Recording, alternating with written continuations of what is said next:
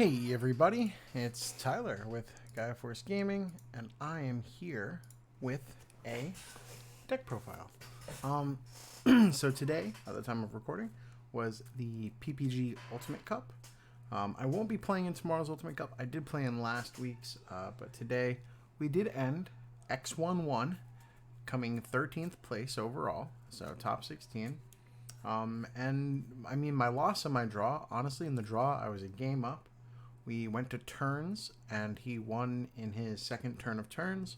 So, it was very attainable that I could have won either game. The one that I lost, I did lose 2-0. I just got outpaced. I had a slower game, but I do think that this deck can definitely get there in a lot of different ways. So I feel confident in this deck. I think this is a good choice for Ultimate Cup. I think it's worth it to give it a try. It is very interesting, very different. For any of you guys who've been around since BT1, this is a homage to the deck that on this channel you could go back and search it up. I came second place with in BT1 in a PPG event, so full circle. It just plays very unorthodox, and I wanted to kind of recreate that because of the Ultimate format, only allowing RB1 and BT14, along with the promos that came out at the same time as those. I just figured it was going to be a good time to recreate that. So this is my blue-yellow control list. I'm just going to call it blue-yellow control. It was always called blue-yellow control, I think. It was before security control was a thing. A lot of people called this security control, but there's not like bombs or anything, like not really. So I mean, you guys can be the judge of that. I'm gonna call it blue-yellow control. If anything, this is a Marine Angemon deck. But yeah, feel free to check out the Twitch for some of the VODs. I'm sure there are people who've clipped some stuff by now, but maybe I'll upload a game or two in here. But it's a really fun format. I just want to have this piece to showcase that. And enough rambling. Eggs. 4 Digimon. You gotta have blue base to make this work, at least for the way I wanted to do it.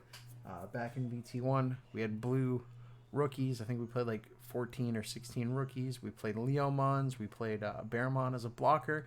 And we just went to yellow 5s and 6s. This has a little bit more of a spread. So we have 4 Vmon. And of course, to pair with that, we have 4 Demi Vmon. And then we have the 4 Jamming Vmon to draw a card. Very Mega Zoo in this style. That's all it was. Also, because training boosts were legal, I played 4 Siakomon.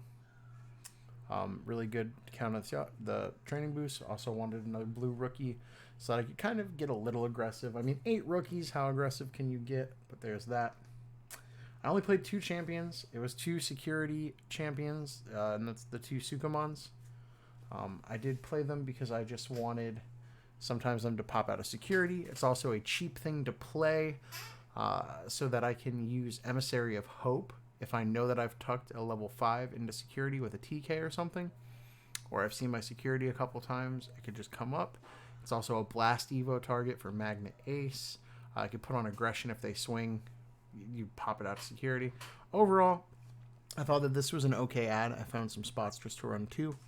Nothing crazy, nothing overly, nothing that takes up a lot of space.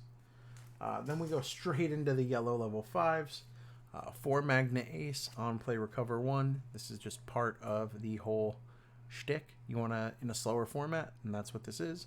You're recovering so that your tempo is out tempoing your opponent. This works a lot with some of the little micro micro combos, micro consistencies, what's the word I'm looking for? Synergies? Micro synergies with the deck. So we do have the 4 Magnet Angemon. We do play 4 Magnet Ace. I think this is the best Ace card. I think most people would agree. On evolution, on play, recover 1 if you have 5 or less security. Then, no matter how many security you have, even if you didn't recover, -1 for every security you have. So it's removal, it's recovery, it's a great card. Speaking of removal, we ran 4 Zudo Ace. On play, trash 2 sources from any Digimons, and then bounce something without sources. This is an Ace Rush deck for like through and through. This is the bread and butter of the deck. Specifically these 2. This comes up sometimes. Passing them a lot of memory isn't always worth it, but it's still a decent opener. Level 6s, we're evolving our yellows into Serafi. Recover 1, it has control, it can lay on aggression, it does everything you want it to do. Honestly, this is like perfect. And then I do have some blue yellow 6s, but they can evolve over yellows as well. In Marine Angemon, this card, really strong in this deck. There's a huge control piece. You can bounce one of their level 3 Digimon or one of your Digimon of any level to bounce another one of their Digimon of the same or lower level. So you could bounce 2 3s if they have 3s. You could bounce one of your Digimon to bounce something that's the same level. And then whenever a card is returned, or whenever a Digimon card is returned to a hand, you recover 1. So this makes Kikaitis Breath Holy Wave on crack. That's just insane. Just value, value, value. It makes Zudomon recover you a card when you play him, especially if you have shenanigans with Kaiser Nail. Just super strong. Really cool plays you can play off this Marine Angemon. Part of me wanted to run 4, but I did want to run a single, like another target for Yellow Vaccine, and I ended up with Goldramon.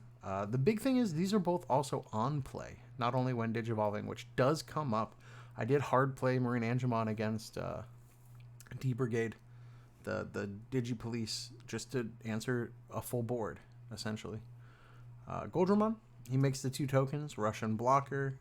When he's removed from the field or evolved over, if you have any tokens, they go away, but then you recover 1 if any of the tokens went away. So there's some cool little synergies you could do with that too, just more recovery. He is Vaccine, he is red, which comes up because we are running a single copy of Blitz Omni. Not just for a sneaky for game, but it's very sticky, and you can evolve over these 4 and then Kaiser Nail out these, which, like we said, they're on plays, so you get their effects again.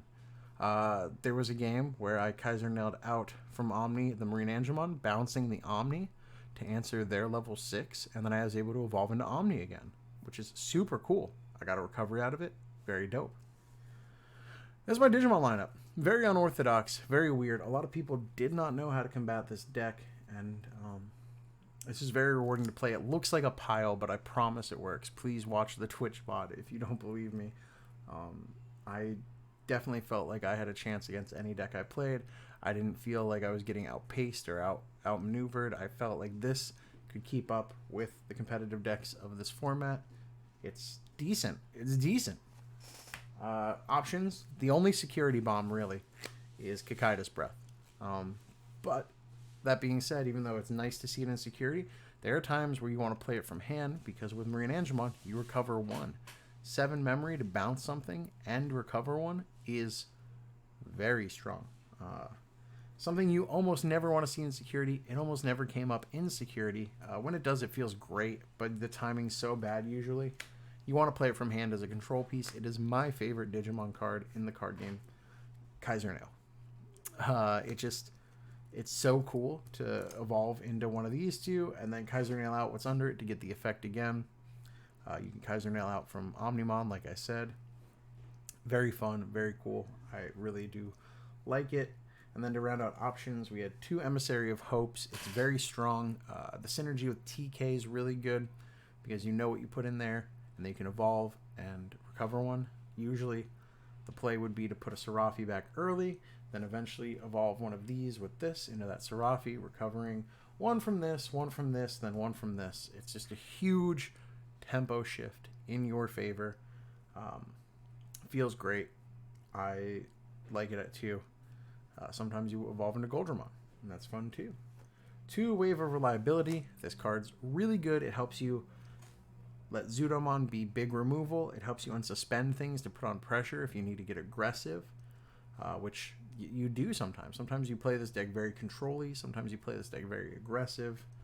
And in security, it strips 2 sources and goes to hand. So it felt good. Other than that, it's just Tamers. We have 2 TKs. It's a memory setter. Lets you look at your security, which lets you make better decisions throughout the game. Usually recovers you 1, so it could trigger Serafi. It can grab you a piece. Its name is TK, so it works with Emissary. And then we have 3 more TKs, but these ones, where you add the top card of your deck, so it gives you a little bit of tempo, and then you can control what's in there for Emissary later. The big thing is when you recover or add a card to your security, you could suspend this to gain a memory. So it lets you keep turn a lot of the time with Magna Angemon, or even evolving to Serafi, which comes up a lot. And those are my TKs. I run 5 different TKs to proc the Emissary of Hopes. I run 2 Sora Joes, which strip bottom 2 sources from 1 Digimon, but also give you memory if your opponent tries to go wide with no source Digimon. It can happen, or if they hit a wave of reliability and security, you can proc this if you have it out already. You also want blue tamers to be able to use your blue options. You're running mostly blue options. It has Joe in its name, so you'll unsuspend with wave if you have something with more sources than them, which you will after you proc the wave. And then 2 Joe Keto. This, same idea as TK. You could play this, strip an ace, so this ends up being a hammer spark in a lot of situations, because you play it, strip the ace, gain the 3, and then tap it to gain the memory because you strip something. Super cool. Same with wave, ends up being a hammer spark in a lot of situations because it's such an ace heavy format. But it also lets you play Zudo for 3, and then you can evolve into the Magna, keep your turn, do a lot of really fun, cool things. This is the deck I played. It is a pile, but it is my pile, and I love it. I ended up 13th overall with a 4-1-1 record, 6-round event, and last week I came 33rd with an 3-1-1 record because it ended in the final round. I believe 4 of the top tables drew, causing there to only be 1 undefeated, and that felt bad, dropping all the way to 33rd with an X1-1 record. But this deck can definitely get there. My losses were to opponents getting super aggressive starts, or me tunnel visioning like a play where I could have recovered the board state better. It is a very thinky deck, but it's a puzzle that's a lot of fun to solve. If you're playing in this style Ultimate Cup, or just want to like try this format out, you like really puzzly fun decks, this is the one for you guys. There's an event tomorrow. I'm gonna post this tonight so people could see this. I'm not playing. Feel free to play this deck. Let me know how you like it. These Ultimate Cups have not been getting a lot of signups because it is weird deck building. There's not a lot you could copy from Japan because they don't have formats like this. So a lot of people are just entering for their prizes and leaving. But that being said, if you stick it out, you're going to get, some cool promos. Have a good time playing a weird format, just enjoying the game of Digimon. Other than that, I want to stop rambling. Thank you guys for watching. Let me know what you think in the comments. Check out my Twitch for all my tournament runs and VODs and clips and blah, blah, blah. Let me know if maybe you want to see a round or 2 uploaded to YouTube, if I could figure out how to do that. Like, comment, subscribe, join the Discord for events where you could win custom playmats from yours truly and the team, GFG. Take care of yourselves, take care of each other, and I love you guys. See you in the next one. Bye.